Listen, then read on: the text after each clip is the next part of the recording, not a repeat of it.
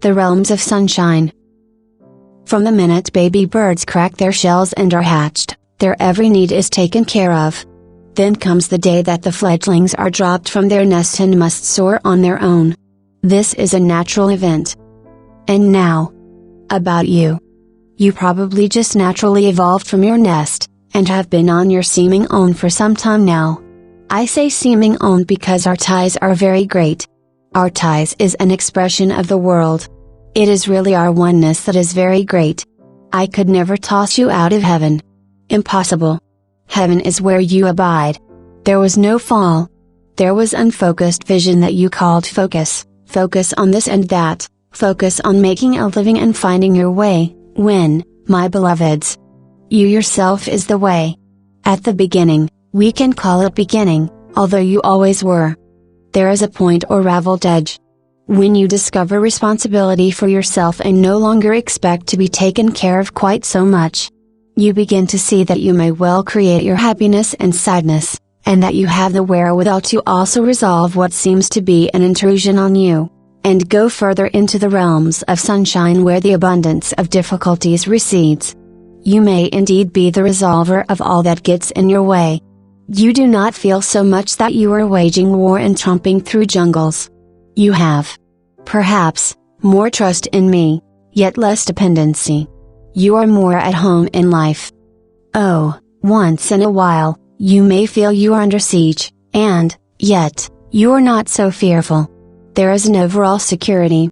You rescue yourself more now. You have confidence in me. At the same time as you have more confidence in life and in yourself. What is happening is that you are getting closer to the moment that you and I meld into one. You want to be closer to me. You do not denounce yourself. You announce yourself.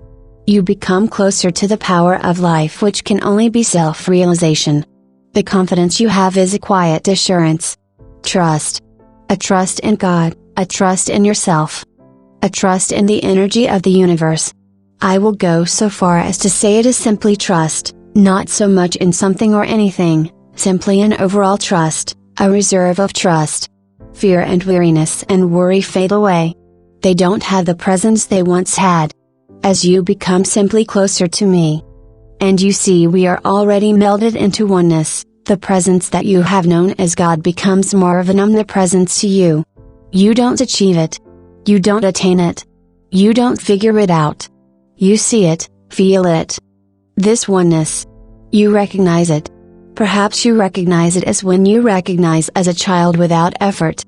That your hand is connected to your arm and your fingers are connected to your hand and so forth. There has to have been that moment. You don't have to remember it. You have forever sought oneness with me even when you may have not been sure that I exist.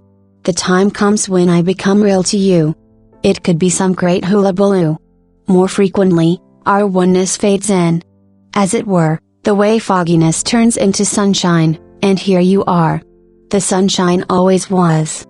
And now it overtakes the blur of fog. You have become more of the energy and radiance of the landscape as you recognize that, in all the world and in all the existence as you know it on earth, there is nothing but the radiance.